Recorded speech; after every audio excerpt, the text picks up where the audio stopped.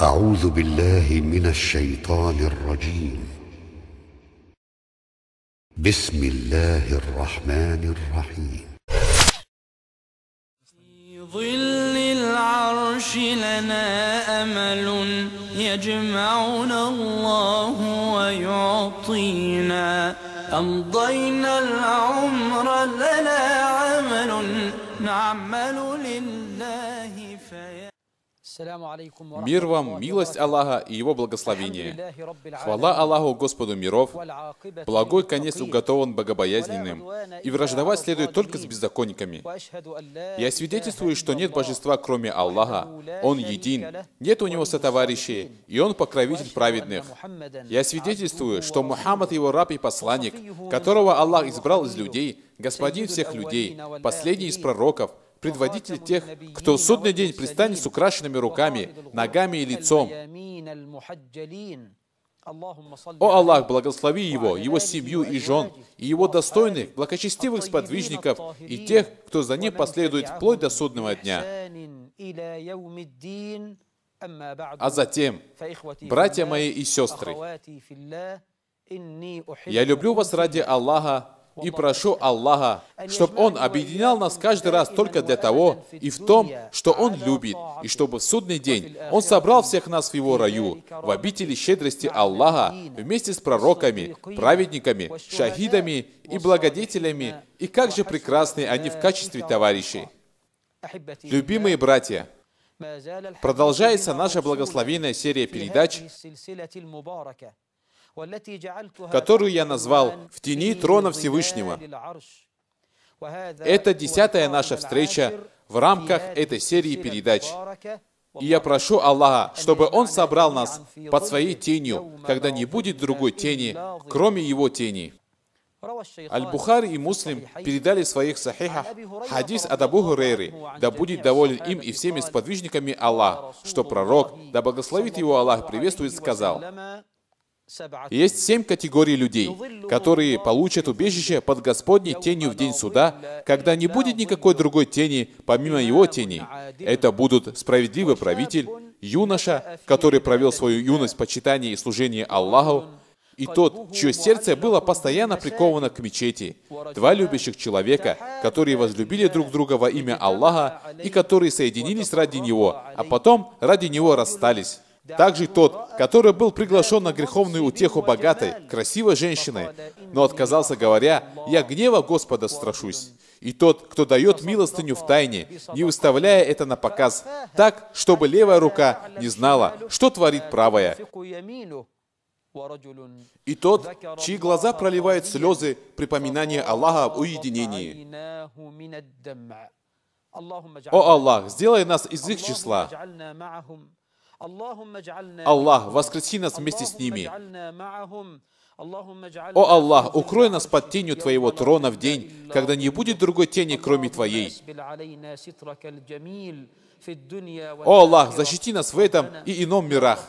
Господь наш, не опозорь нас перед людьми ни в этом, ни в ином мире. Аминь. Мы продолжаем говорить про 3-ю группу людей, которые будут наслаждаться тенью трона в судный день. Это тот человек, сердце которого привязано к мечетям.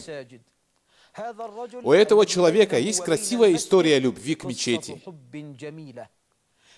Он наслаждается пребыванием в мечети больше, чем наслаждался бы пребыванием со своей женой. Он радуется, получает удовольствие, находит спокойствие и душевный отдых в доме Господа миров. Он первым заходит в мечеть, выходит оттуда последним, остается в мечети после молитвы до следующей молитвы, ожидает в мечети время намаза еще до азана. Как говорил Суфьян ат-Таури, вежливость — это не тогда, когда ты приходишь, когда тебя позовет твой Господь. Вежливость — это когда ты оказываешься рядом еще до того, как Он тебя позовет. Еще до того, как начнут читать азан, собирая людей для общения с Аллахом, этот человек встает перед ним, совершая поясные и земные поклоны. Он спешит и приходит в мечеть до азана. Его сердце похоже на светильник мечети.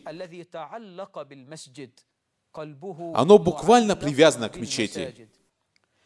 Я уже рассказал с помощью Аллаха про доказательства обязательности коллективного намаза и о его достоинствах. Затем я упоминал удивительные, невероятные предания от сподвижников, почти не похожие на реальные истории. Есть множество преданий, в которых говорится, как сподвижники придерживались коллективного намаза, и также его придерживались и табиины. Доходило до того, что некоторые из числа наших праведных предшественников приходили на коллективный намаз, будучи поддерживаемыми с обоих сторон, упираясь своими локтями на двоих мужчин, а ноги оставляли линию на земле. Пречист Аллах. Даже больные люди не оставляли коллективный намаз. После этого я разъяснил доказательства обязательности коллективной молитвы. После этого на прошлой передаче я говорил про утренний намаз. Тема прошлой передачи была «Где надо совершать утренний намаз?». А в эту благословенную ночь нашей темой будет смиренность в намазе. Смиренность в намазе. Почему, шейх, вы будете говорить про смиренность в намазе?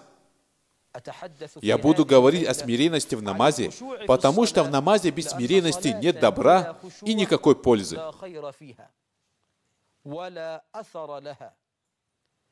Намаз — это столб религии. Кто его выстаивает, тот выстаивает религию. Тот, кто его разваливает, разваливает религию. И смиренность — это душа намаза. В намазе без смиренности нет добра, нет никакой пользы. Это будет намаз без души, ведь душа намаза — это смиренность. И как же мы далеки от смиренности в намазе, о рабы Аллаха! Являемся ли мы из числа тех, кто выстаивает молитву, или из тех, кто просто ее совершает? Есть разница, очень большая разница между тем, кто выстаивает намаз, и тем, кто его бездумно совершает. Тот, кто просто совершает намаз, делает механические движения, не получая спокойствия без смиренности, без проявления покорности и униженности перед Аллахом, без осмысления своих действий. Он совершает механические движения, не понимая, для чего они делаются, не думая о том, что читает, не размышляя об этом. Он клюет в намазе подобно тому, как курица или ворона клюет зернышки, ленится, поэтому объединяет намазы. Если имам после намаза оставит его и спросит, какой аят я читал в намазе, он ответит, а что? Я не знаю. Хорошо, неужели он не вдумался хотя бы в один аят, который читал имам в ночном намазе? Ты не можешь вспомнить ни один аят, который запал в твою душу? Неужели не вспомнишь хотя бы один аят из утреннего намаза? Неужели хотя бы один аят не заставил тебя задуматься? Дрожь не охватила твое тело? Аят, который заставил сердце учащенно биться? Он ответит, «Валлахи, брат, ты читал речь нашего Господа, и речь Господа целиком и полностью хороша». Этого человека можно назвать совершающим намаз, а тот же, кто его выстаивает, тот приходит в мечеть заранее. Полноценно делает омовение и делает намаз с пониманием, думая о смысле, смиренно, покорно и униженно. Такого человека можно назвать выстаивающим намаз. Мы говорим о смиренности в намазе, потому что Всевышний Аллах научил нас в Коране, что преуспевание связано с смиренностью в намазе. Всевышний Аллах сказал, «Воистину преуспели верующие. Кто же они, о наш Господь, которые смиренны во время своих намазов?» О Аллах, сделай нас из их числа. К большому сожалению, если мы посмотрим на большинство тех, кто молится, нас постигнет разочарование. Да, клянусь Господом Каабы, разочарование. Если кто-нибудь из нас посмотрит на этого человека, потом другого в мечети, обведет молящихся своим взглядом, то разочаруется и огорчится, потому что увидит, что многие люди совершают молитвы без души, делают намаз, в котором нет ни смиренности, ни осмысления. Из-за того, что молитва большинства людей проходит без смиренности, она не дает результата в обществе. Такой намаз не удаляет от них нечестие и разврат. Мы стали слышать про людей, которые делают намаз и в то же время обманывают. Молящийся лжец. Можно ли назвать его вообще молящимся? Молящийся и сплетник. Молится и сплетничает? Как можно назвать этого человека молящимся? Молящийся, который говорит за спиной людей. Разве скажешь, что он сделал намаз вообще? Молится, а его глаза рассматривают проходящих мимо женщин. Такой человек вообще не помолился. Этот человек совершил механические действия, поклоны и вставания, но не помолился. Если бы он совершил намаз со смиренностью, осмыслением, покорностью и унижением перед Аллахом, этот намаз оставил бы самый большой след в его жизни. Клянусь Аллахом. Так говорит Господь миров. Говорит, воистину намаз оберегает от мерзости и предосудительного. Несомненно, что того, кто совершает намаз так, как совершал его пророк, да благословит его Аллах, приветствует, ты найдешь крайне далеким от разврата. Ты увидишь, что он дальше всех отдалился от больших грехов. Он может впасть только в маленькие грехи, и когда он совершит мелкие грехи, то покорится Аллаху, увеличит свою покорность, поспешит покаяться в своих грехах и вернется к Аллаху. Я прошу Аллаха, чтобы Он сделал нас из числа добродетелей, которые смиренно совершают свой намаз.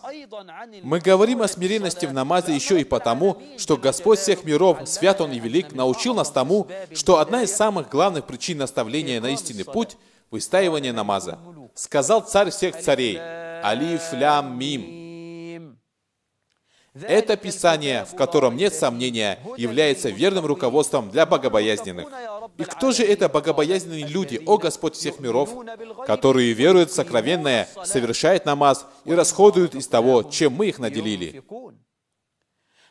Одна из самых главных причин наставления на путь истины, которая помогает возвыситься на уровень богобоязненных, это совершение намаза смиренно, выстаивание намаза, совершение намаза с покорностью.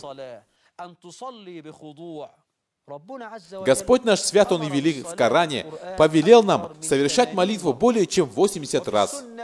В сунне пророка о намазе говорится в десятках, даже в сотнях хадисах. И ни разу наш Господь не сказал: делайте намаз. Всегда говорит: выстаивайте молитву. Совершайте намаз, выплачивайте закат и кланяйтесь вместе с кланяющимися. В Коране не говорится «делайте намаз». Всегда говорится «выстаивайте, выстаивайте, выстаивайте». И какая же большая разница, скажу я вам, между тем, кто делает намаз, и тем, кто его выстаивает? Являемся ли мы из числа людей, выстаивающих намаз, о рабы Аллаха?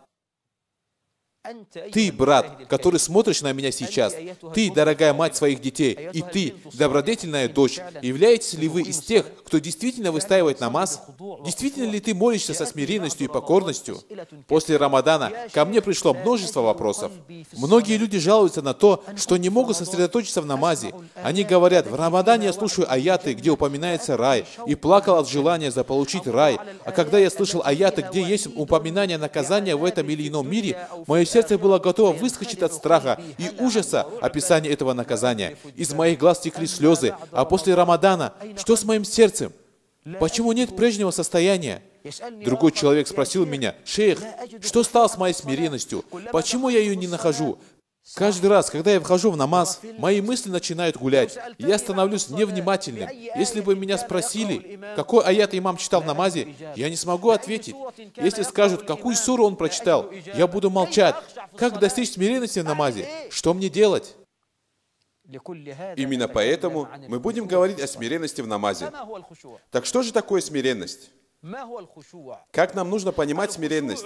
Смиренность в языковом значении, как сказал Ибн Фарис, это спокойствие, уверенность, и по смыслу это слово близко к покорности. Ибн Дурейд говорит, смиренный означает спокойный. Ар-Рахиб говорит, смиренность – это просьба, мольба. То есть смиренность – это униженность, покорность, мольба, подчиненность, страх перед нашим Господом, свят Он и велик в намазе. Все это касается значения этого слова в языке. Что касается шариатского смысла, то лучшее определение, которое я прочитал о смиренности, это стояние сердца перед Господом с покорностью и униженностью. Смиренный – это тот, кто молится, и его сердце тоже молится. Действие сердца в намазе – это смиренность, подчинение, покорение и униженность перед Всевышним Аллахом.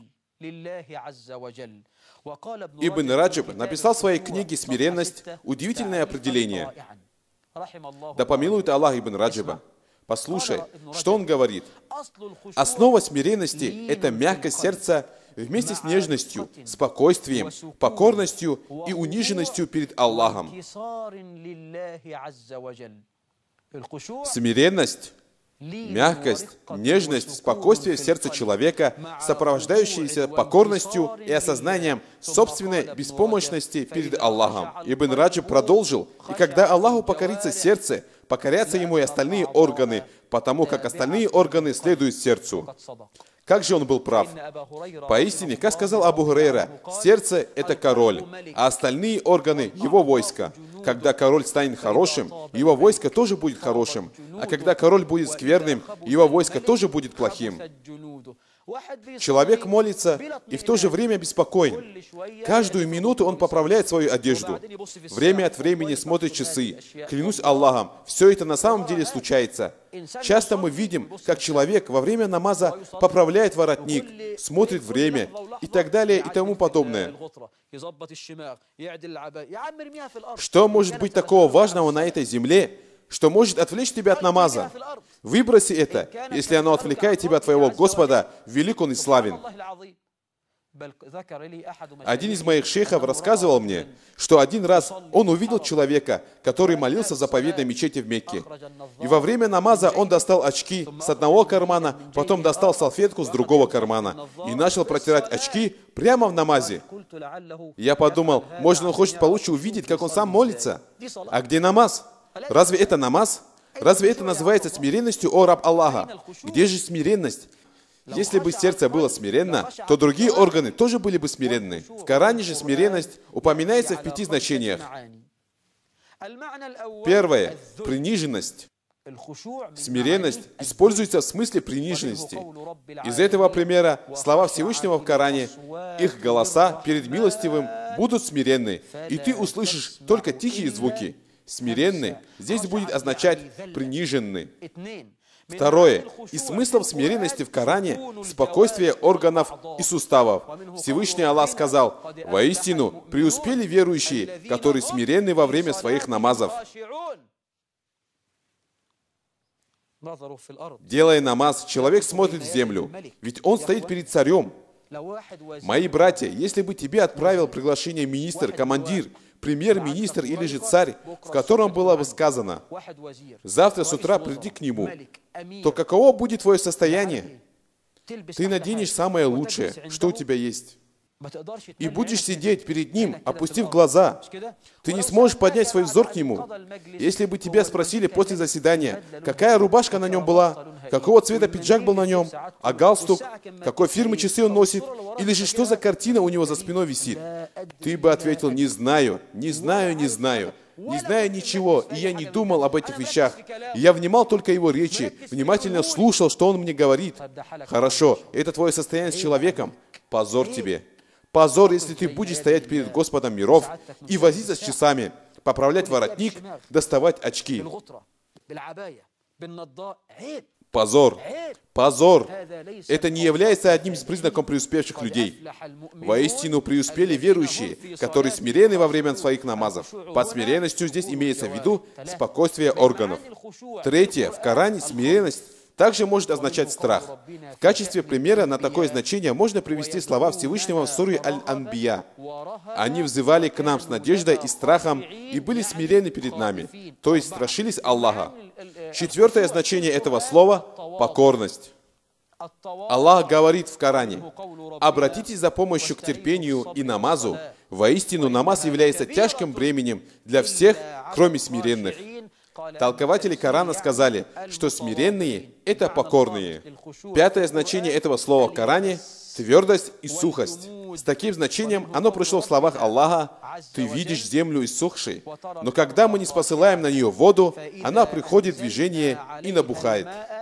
Иссохшая, то есть сухая, засушенная, нет в ней жизни, а когда же по велению Всевышнего с небес на нее падает дождь, она приходит в движение и набухает. Смиренность обязательно. Смиренность в намазе обязательно. Шейхуль Ислам Ибн Таймия сказал: «Поистине смиренность в намазе обязательно». Какое же доказательство своих слов есть у Шейхуль Ислама? Он говорит: слова Всевышнего: «Обратитесь за помощью к терпению и намазу». Воистину, намаз является тяжким бременем для всех, кроме смиренных. В этом аяте Аллах похвалил смиренных в намазе. А похвала смиренных означает то, что Он упрекает несмиренных в намазе. Упрекает их только за то, что они оставили обязательную вещь, или за то, что сделали запретное. Смиренность в намазе – одна из обязательных в намазе вещей. Что же сказал наш Господь о смиренности в намазе? Он сказал: «Воистину преуспели верующие. О Аллах, сделай нас среди преуспевших и творящих благо. Воистину преуспели верующие, которые смирены во время своих намазов». Также Царь всех царей сказал: «Обратитесь за помощью к терпению и намазу. Воистину, намаз является тяжким бременем для всех, кроме смиренных. Тот, у кого есть смиренность в намазе, не почувствует трудность в молитве. Он найдет наслаждение, успокоение и радость в намазе». Также пророк, саллаллаху алейхи вассалям, стоял в намазе так долго, что опухали его ноги, и он не обращал на это внимания, так как в намазе он находил радость и счастье. О Аллах, благослови нашего пророка и его семью и сподвижников. Ты для меня дороже моих отца и матери, о любимец Аллаха. Обратитесь за помощью к терпению и намазу. Воистину, намаз является тяжким бременем для всех, кроме смиренных. Как-то Усман, да будет доволен им Аллах, делал намаз в качестве имама и читал долго. Когда некоторые из молящихся стали ворчать, он сказал: «Клянусь Аллахом, если бы ваши сердца были здоровыми, вы бы не могли насытиться речью вашего Господа. Ты ворчишь и обижаешься. Разве ты не садишься перед телевизором 3 часа подряд, смотришь фильм, не отлучаясь от экрана? Садишься смотреть какое-нибудь драматическое произведение в течение нескольких часов, а если намечается футбольный матч, или ты хочешь смотреть чемпионат мира по футболу, ты идешь, садишься и ждешь 5 часов до начала матча. Воистину, намаз является тяжким бременем для всех, кроме смиренных». Господь всех миров говорит: «Разве не пришло время для того, чтобы сердца верующих смирились при упоминании Аллаха и того, что ниспослано из истины?» Разве не пришло время для того, чтобы сердце твое смирилось в намазе? Разве не наступила пора, чтобы сердце смирилось во время чтения Корана и во время поминания Аллаха? Если человек не смиренен в намазе, то когда же он будет смиренным? Если ты не плачешь, стоя в намазе в одиночестве, когда же ты заплачешь? Если вся вода океана не сможет очистить человека, то какой водой его очистить? Разве не пришло время для того, чтобы сердца верующих смирились при упоминании Аллаха и того, что ниспослано из истины? И что же говорил пророк истины Мухаммад, алейхиссаляту вассалям, о смиренности в намазе? В Сахихе Муслима передается, что посланник Аллаха, саллаллаху алейхи вассалям, сказал: «Каждый, кого настигнет время обязательной молитвы, пусть делает наилучшим образом омовение, сделает как можно лучше молитвенные поклоны и проявит в намазе наилучшую смиренность». Я повторю: пусть делает наилучшим образом омовение, сделает как можно лучше молитвенные поклоны и проявит в намазе наилучшую смиренность. Это будет для него смыванием грехов, если только он не будет совершать большие грехи.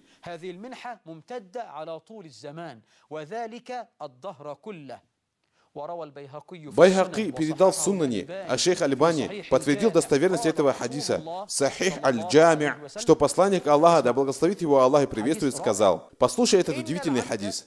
Поистине, когда раб встает на намаз, его грехи берут и ставят на его голову и плечи.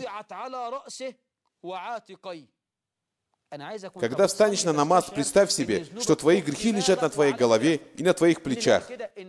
Так говорит тебе пророк в достоверном хадисе. Поистине, когда раб встает на намаз, его грехи берут и ставят на его голову и плечи, и каждый раз, когда он совершает поясные или земные поклоны, грехи сыплются с него. Аллаху Акбар. С каждым руку, если бы ты знал, сколько сотен грехов Господь скидывает с тебя, или сколько тысяч, с каждым намазом Аллах прощает тебе грехи, и милость Аллаха обширна.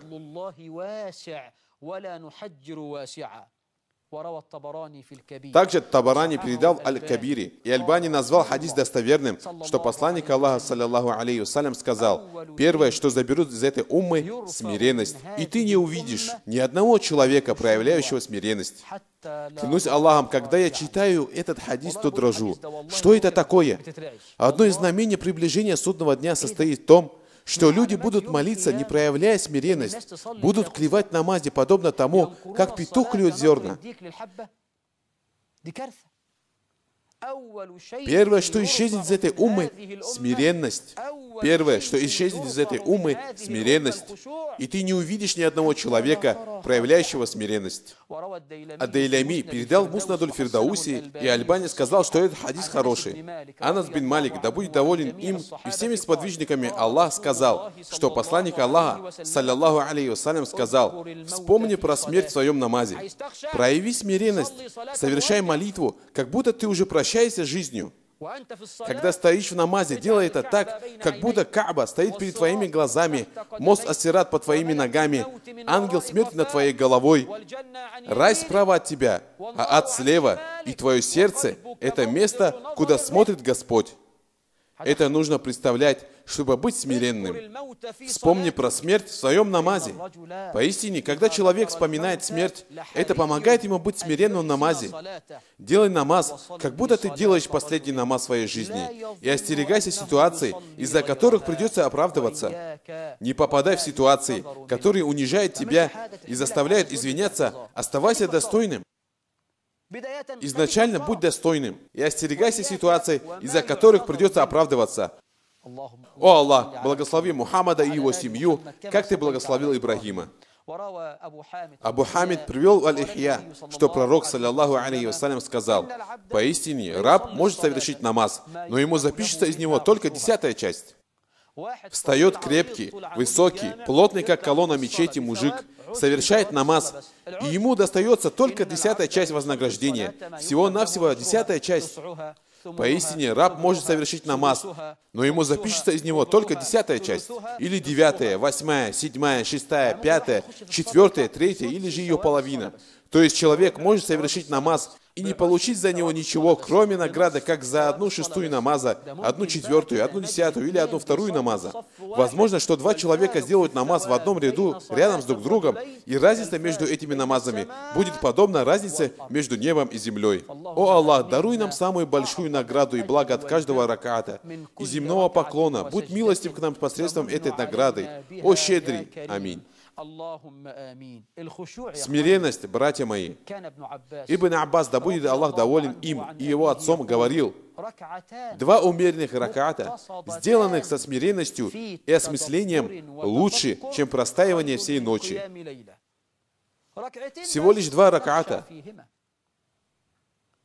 Если ты делаешь их смиренно и осмысливаешь то, что читаешь из Корана и из других молитв, полноценно совершаешь каждое движение, лучше, чем простаивание в намазе без смиренности всю ночь. Да, клянусь Аллахом, даже лучше, чем простаивать всю жизнь ночной намаз без смиренности, потому что тот, кто помолился без смиренности, считай, вообще не помолился. Когда пророк увидел человека, плохо совершающего намаз, он дождался саляма и сказал ему: вернись и помолись, ибо ты не помолился.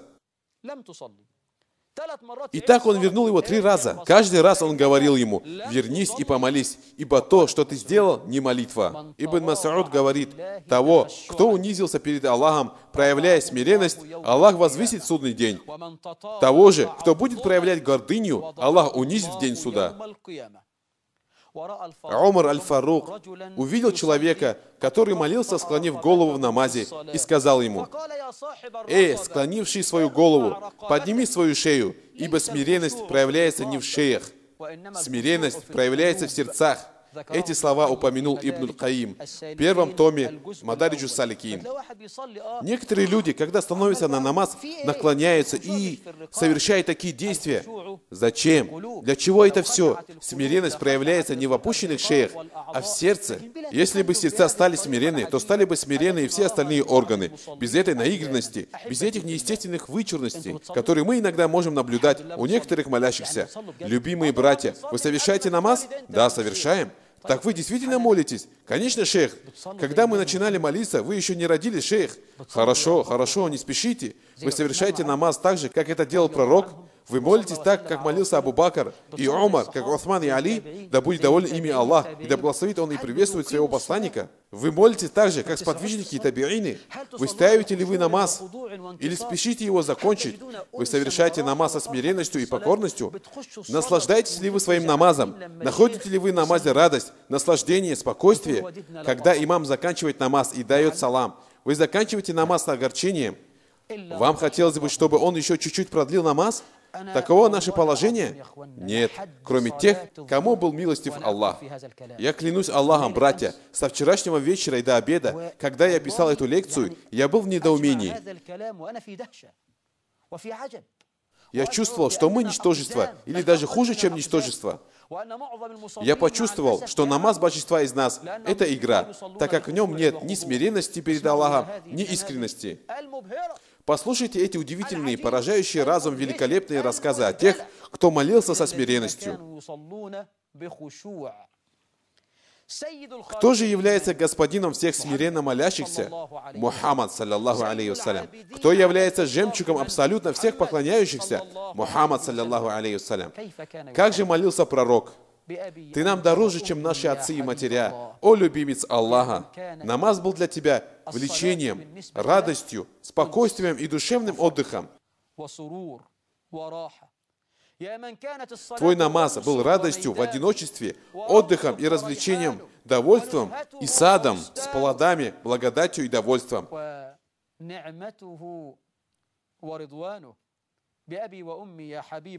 Ты говорил Билялю: успокой нас молитвой, о Биляль. О посланник Аллаха, ты говорил: намаз – это свет моих очей. Господин всех, кто проявляет смиренность, выстаивал ночную молитву, пока не опухали его ноги. Кто же из нас осилит все, что делал пророк? Как говорила Айша, кто же из вас осилит то, что делал пророк? Теперь я хочу привести вам наилучшие примеры тех, кто совершал намаз в таком виде, которым будет доволен Аллах. Они не относятся к тем, кто не получает от намаза ничего, кроме его четверти, или 8 части, или половины. Они получают полное вознаграждение за намаз. Во главе этих людей, конечно же, стоит посланник Аллаха, да благословит его Аллах, приветствует. Его радость, его увлечение было в том, что он стоял перед Аллахом, пока не ослабевал от голодного желудка или опухших ног.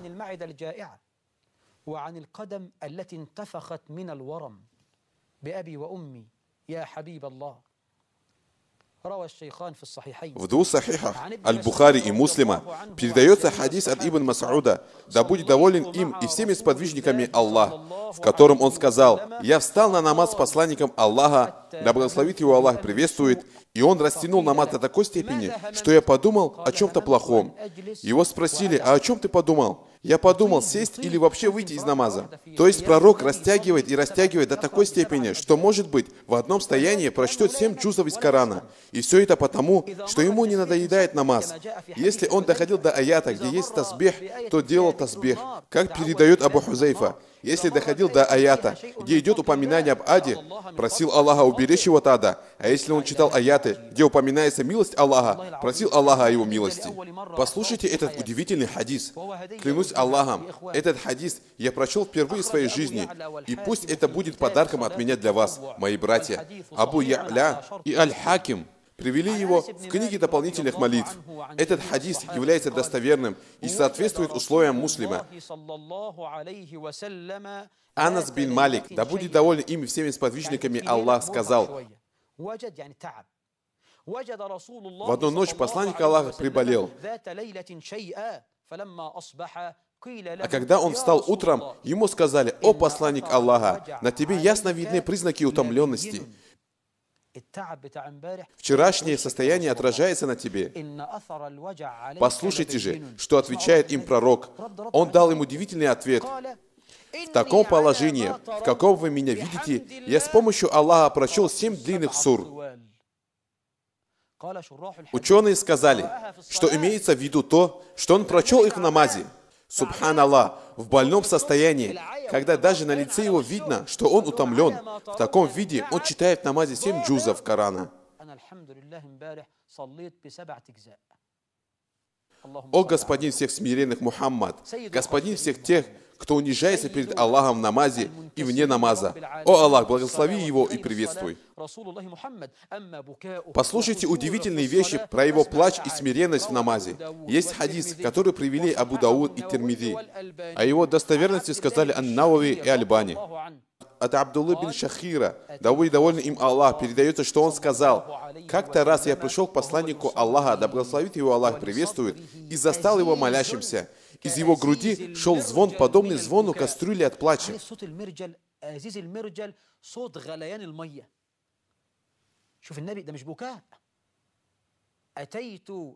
То есть из него от плача был слышен такой звук, как будто кипит кастрюля на сильном огне. Да благословит его Аллах и приветствует. Всю ночь он простоял в намазе, читая один и тот же аят. Всю ночь пророк Мухаммад повторяет аят и плачет, повторяет и плачет, плачет и плачет, не может перейти к следующему.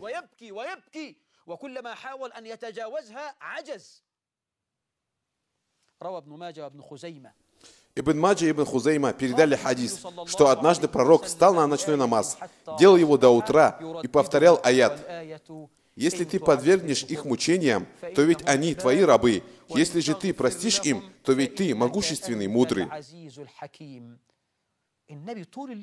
Пророк не может перейти на другой аят, повторяет этот аят всю ночь, читает его, думает о смысле и плачет, не может перейти к следующему аяту, повторяет этот аят и плачет. О Аллах, благослови Мухаммада.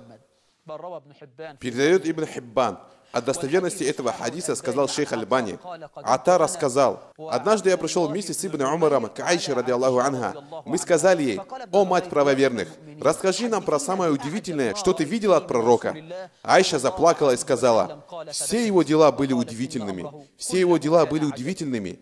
В одну из ночей он пришел в мою постель, моя кожа дотронулась до его кожи, и он сказал: «Айша, дай мне поклониться моему Господу». Она сказала: «Валлахи, я люблю твою близость, и валлахи, я люблю делать то, что тебя обрадует». Айша говорит: тогда он встал, сделал омовение, встал на намаз и стал плакать. Плакал и плакал, плакал и плакал, пока не промок его лоб. Потом он отпустился на земной поклон и плакал, пока не намокла земля на месте поклона.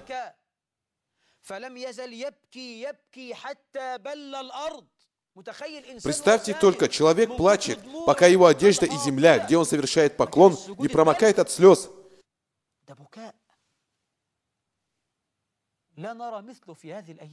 Где можно увидеть такое? Кто осилит то, что осилил пророк? Он плакал, пока земля не намокла под ним. Потом пришел Биляль, чтобы прочитать азан на фаджр намаз, и сказал: «О посланник Аллаха, ты плачешь в то время, как Аллах простил тебе то, что прошло из твоих грехов и что будет?» Пророк ответил: «Разве я не должен быть благодарным рабом? Аллах не спасал в эту ночь аяты. Горе тому, кто прочтет их, не уразумеет». Воистину, в сотворении небес и земли, а также в смене ночи и дня заключены знамения для обладающих разумом, которые поминают Аллаха стоя, сидя и на боку, и размышляют о сотворении небес и земли. Господь наш, Ты не сотворил это понапрасну. Пречистый, защити же нас от мучений в огне. Абу Бакр ас-Сиддик, смиренный, печальный. Когда он слышал чтение Корана, то плакал. Когда молился за имамом, тоже плакал. Плакал даже когда становился имамом. Смиренный. Умар аль-Фарук, ради Аллаху анху, на его щеках были следы слез от того, что он много плакал в намазе и вне намаза. Когда он совершал утренний намаз, то часто читал суру Юсуф. Он любил читать эту суру. Когда он доходил до аята, где Всевышний говорит от имени Якуба: «Лучше проявить терпение, только Аллаха следует просить о помощи против того, что вы рассказали», то готов был разразиться плачем, и было слышно его рыдание.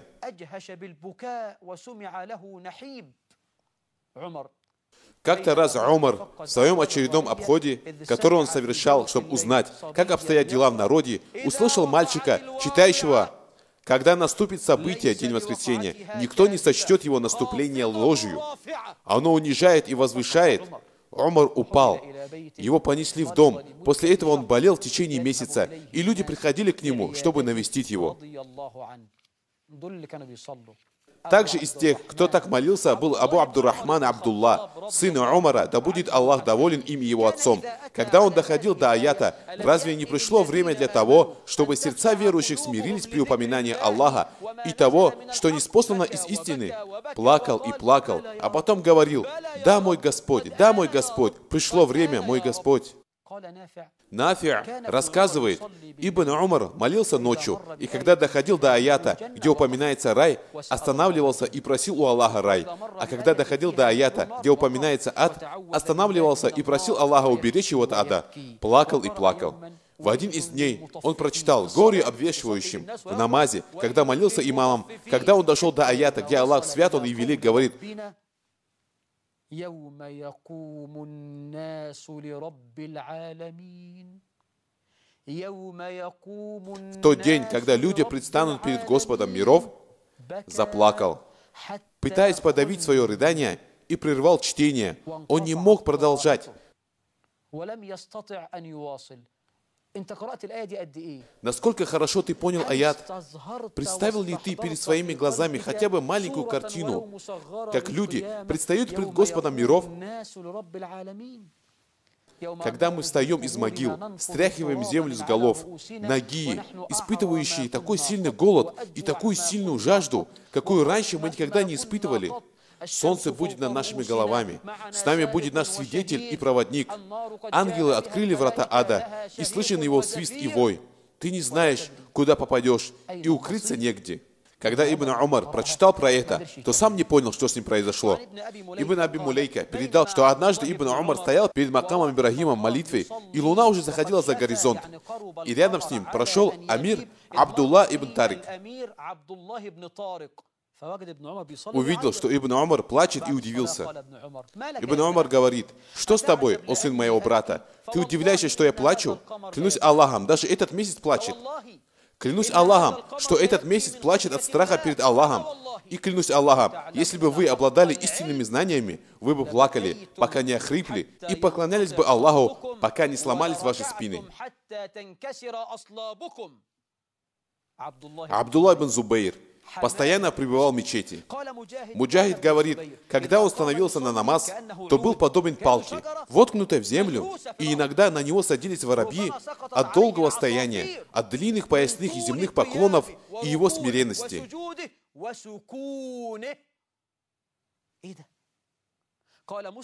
Муслим ибн Янак передает: один раз Ибн Зубейр сделал ракат. Пока мы читали суру Аль-Бакара, он стоял на намазе мечети, и они сидели и читали Коран. Али-Имран, Маида и Аниса. И все это время он был только на суджуде, не поднимал свою голову. Час, полтора часа. За сколько можно прочитать эти суры? И все это время в суджуде. Один из многочисленных земных поклонов, Ибн Az-Зубейр, который он совершал в дополнительных намазах. Этот рассказ вы найдете в Тахдибе Ибн Асакира. От Ибн Аль-Мункадира передается: видели бы вы Ибн Зубейра, молящимся подобного ветке, которую сносит сильный ветер, и камни с катапульт летят над ним с разных сторон. Когда Аль-Хаджадж окружил Мекку и закидывал его огненными шарами и камнями, что делал Ибн Зубейр? Он был в джихаде, воевал с ними, отбивал их, и когда освобождался во время передышки, сразу становился за макамом в намаз. Камни летят рядом с ним, сбоку, справа, слева, над его головой, а он не уворачивается. Если кто-то из нас будет совершать намаз и услышит звук взрыва хлопушки, то развернется и убежит. Однажды шейх Мухаммад Хасан, пусть Аллах благословит его в жизни, сказал, и эти его слова записаны в звуке и изображении, совершал намаз в одной большой мечети в пятничный день. И во время его выступления на минбаре послышался сильный голос.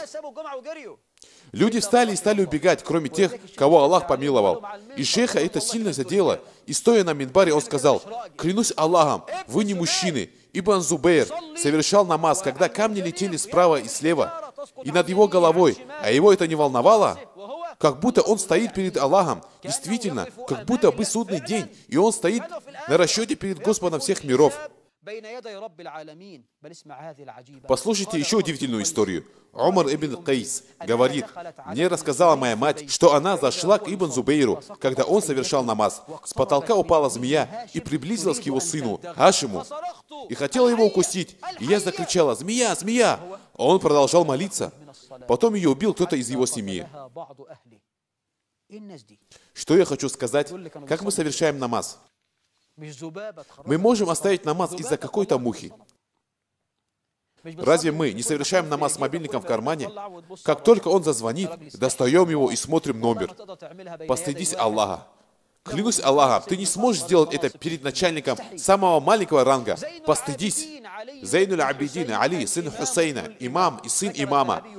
Ад-Дахаби пишет в Сиру Алями Нубаля: в доме Зейнуль Абидина Али, сына Хусейна, случился большой пожар. Пока он был в саджде, люди стали кричать: о сын пророка, огонь! О сын пророка, огонь! А он даже не поднял голову, а огонь погасили. Когда его спросили, он сказал: меня отвлек огонь ада.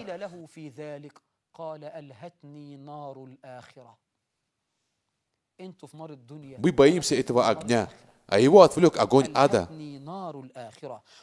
Когда Зейнуль Абидин делал омовение, его лицо бледнело, а когда он становился в намаз, то начинал дрожать. Его спросили: о внук посланника Аллаха, что с тобой? Почему это происходит с тобой? Он ответил: знаете ли вы, перед кем я становлюсь? И к кому я сейчас буду обращаться? Братья, я же становлюсь перед царем всех царей. Если он будет доволен мною, я выиграю в этом и ином мире. Если же он будет недоволен мною, то я проиграю в этом и ином мире. Однажды Зейнуль Абидин вышел на хадж, встал в одежде для хаджа, в ихраме, рядом с микатом, место, где начинает хадж. И люди закричали: «Лябайк Аллахума лябайк», готов ответить твоему призыву Аллах. А он молчал. Он не осмеливался сказать «Лябайк Аллахума лябайк» от страха перед Всевышним. Потом он набрался смелости и сказал «Лябайк Аллахума лябайк». И там же потерял сознание, упал с верблюда и раздробил себе кость. В наше время одевает красивую одежду, ставят коробку сигар, карман ремня, и каждые 5 минут «Лябайк Аллахума лябайк». Смотрите, их можно назвать совершающими молитву. Только на таких можно сказать, что они говорили «Лябайк Аллахума лябайк».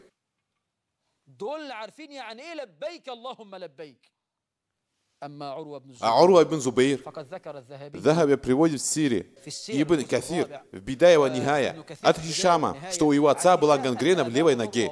Мы сказали: давай позовем врача. Он сказал: если хотите, зовите. Врач сказал: придется ему ампутировать. Он ответил: если хотите, ампутируйте. Давай мы тебе дадим что-нибудь, чтобы затмить твой разум. Сказал: упаси Аллах. Разве останется мое сердце отвлеченным от поминания Аллаха на какое-то время? Когда я начну молиться, тогда и режьте. И когда он начал делать намаз и сел для ташахуда, то протянул свою ногу, и ее отрезали. А амир правоверных Аль-Валид ибн Абдуль-Малик смотрел и удивлялся. Мы не видели шейха терпеливее, чем Урва. Мы слышали от него, когда резали его ногу в намазе, только «хас, хас». отрезает орган намази. Намаз не прерывает даже разрезание тела. Когда Аббад бин Бишр охранял войско вместе с Аммара бин Ясира, по приказу посланника Аллаха, саллаллаху алейхи вассалям, он сказал ему: «Спи, Аммар, в первой части ночи, а я буду сторожить». Аммар уснул, а Аббад стал молиться. К нему подкрался один из кафиров, выстрелил в него из лука, и стрела попала в его грудь. Он вырвал стрелу в намазе. Стрелу, его наконечник был в его груди. Вырвал, поставил руку на рану и продолжил молиться, а кровь текла. Тогда кафир выстрелил во второй раз, а Аббад опять вырвал стрелу и продолжил намаз. Когда же в него выстрелили в третий раз, и ему стало совсем плохо, он закричал: «Вставай, Аммар, догони их!» Аммар удивился и спросил его: «Что случилось?» Когда Аббад рассказал ему то, что случилось, Аммар спросил: «Почему же ты не сказал мне об этом сначала, когда в тебя попала первая стрела?» Он ответил: «Я читал суру из книги Аллаха и не хотел прерывать ее». Я закончу рассказ о смиренности в намазе рассказом Сыля бин Ашьяма аль-Адави. Этот Сыля взял себе в жены Муаду аль-Адавию. И в первую ночь, брачную ночь, его племянник отправил его в жаркую баню, а потом хорошо пахнущую комнату для молодоженов. Когда зашла невеста, он встал на намаз и читал его до утра. И Муада, невеста, встала на намаз и читала его до утра. На следующее утро племянник упрекнул его: «Как вы могли до утра молиться, когда ваше ложе было подготовлено для вас?» Сыля ответил ему: «О сын моего брата, это ты в этом виноват». «Почему я виноват? Ты меня отправил в жаркую баню, и я вспомнил ад, а потом в хорошо пахнущую подготовленную комнату, и я вспомнил рай. Мои мысли находились между раем и адом, и я встал на намаз, пока не наступило утро».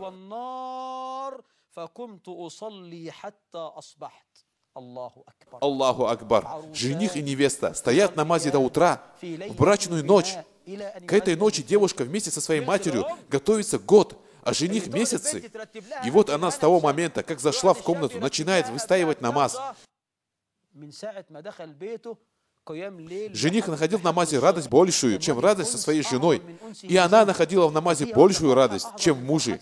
Это и есть те, которые чувствовали вкус смиренности в намазе. Автор Табакат Аль-Ханабиля пишет, что Бакр ибн Мунир сказал: «Аль-Бухари молился с нами имамом в саду, и после намаза, подняв свою одежду, сказал: посмотрите, что это там меня колет?» Это Аль-Бухари. После намаза он спрашивает: смотрите, что это меня колет под одеждой? Бакр говорит: мы нашли осу, которая ужалила его 17 раз. Оса попала под его одежду и жалила его живот и грудь. А он в намазе, он будто в другом измерении.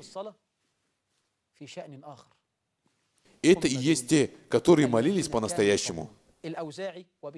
Я закончу на рассказе Аль-Аузаи. Точно закончу. Аль-Аузаи — шейх ислама, ученый Шама. Его спросили о смиренности, и он ответил: закрывание глаз, расслабление рук, мягкость сердца, и это печаль и страх перед Аллахом. Как-то раз его соседка зашла к нему домой и увидела, что его коврик для намаза мокрый. Она стала порицать его жену: «Пусть твоя мать лишится тебя. Как ты могла допустить, чтобы дети помочились на коврик шейха?» Жена ответила: «Горе тебе, он мокрый от его слез в ночном намазе, и это повторяется каждую ночь». До такой степени. Как мы будем делать так? Как такое можно достичь? Как мы проявляем смиренность, братья? На это мы ответим в следующей передаче, иншаллах. Меня спросили, мои мысли летают, и я часто забываюсь в намазе. Что мне делать? Я тебе приведу 20 причин, помогающих проявить смиренность в намазе. Следи за следующими нашими передачами. Второй просит поговорить об ошибках. Будет передача и на эту тему, иншаллах. Следующий телезритель говорит, что он откладывает намаз до часу ночи, потом совершает его вместе с ночным намазом. Откладывание до часу ночи — ошибка. Самое позднее — до 11 ночи. Позже этого не откладывают. Потом выходит его время. Если она по делам отложила намаз до 11, в этом нет ничего страшного. Но потом надо встать и сделать намаз. А ночной намаз 4 раката можно. Мы упомянули в передаче, что пророк выстаивал намаз одним аятом. Саллаллаху алейхи вассалям. Имам был установлен для того, чтобы следовать за ним. Хорошо, если имам оставляет сунну в намазе, должен ли я делать так же?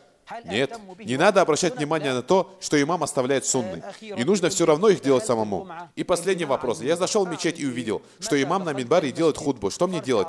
Брат мой, если ты увидишь, что имам читает хутбу, соверши 2 раката приветствия мечети, если даже это нежелательно для молитвы время. Если даже имам на минбаре. Потому что однажды, когда пророк, алейхиссаляту вассалям, делал хутбу в пятницу, один мужчина зашел и сел. Пророк, саллаллаху алейхиссалям, сказал ему: прервал хутбу, значит это важно. Он сказал: о мужчина, ты сделал 2 раката? Он ответил: нет, встань и сделай 2 раката, и укороти их.